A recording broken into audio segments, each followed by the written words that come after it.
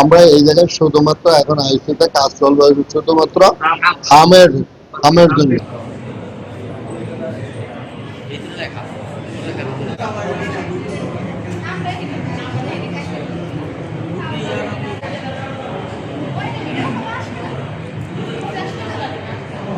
আমাদের মাদারপুরে 250 শয্যা বিশিষ্ট হসপিটালটি অকার্য প্রায়।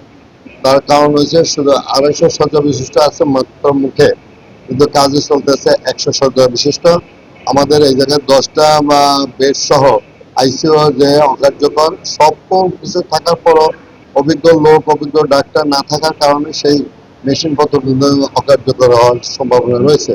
তো সে কারণে সেই পদক্ষেপটা গ্রহণ করছেন এবং আপনারা শুনে খুশি হবেন যে আজকে সারা বাংলাদেশের মধ্যে 11টা না 10টা মেডিকেলের এই আইসিইউ উনি ভার্চুয়ালের মাধ্যমে আজকে নারায়ণগঞ্জে ভার্চুয়ালে বসবে।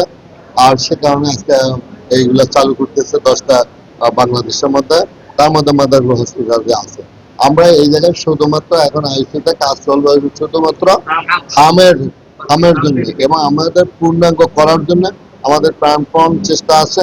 এবং আমাদের মাননীয় স্বাস্থ্যমন্ত্রীকে আমি সংসদেও বলছি এবং ওনার রুমে গিয়ে আমি পার্সোনাল মন্ত্রণালয়ের প্রার্থনায় দিয়ে আমি বলছি আমাদের এই 250 শয্যা বিশ্ব হসপিটাল পূর্ণাঙ্গভাবে চালু করার জন্য উনি কথাও দিয়েছেন এবং ইতিমধ্যে কার্যক্রমের অংশ হিসাবে দৃশ্যমান হিসাবে আজকে সেটা আমরা লক্ষ্য করছি। ধন্যবাদ সবাইকে।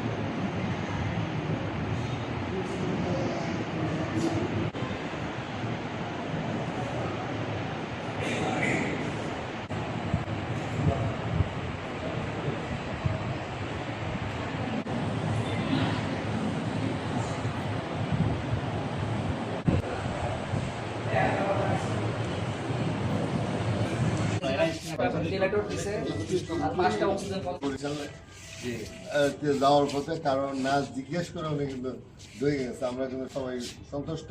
আমরা স্বাস্থ্য সেবাতে যে মানুষ বলতো যে কখনোই স্বাস্থ্য সেবা মানুষ স্বাস্থ্য সেবাটা সুন্দরভাবে পাইতেছে এবং উনি যে পর্যবেক্ষণ করতেছে এই জন্য আমি বললাম যে হসপিটালটা একটা পরিত্যক্ত, যে কোনো সময় ঝুঁকিপূর্ণের মধ্যে দিয়ে চিকিৎসা সেবা নিতে কারণ বললেন চালু হবে কি আজকে থেকে এটা একটা সেলার সেডল ইস্যু এই লেখা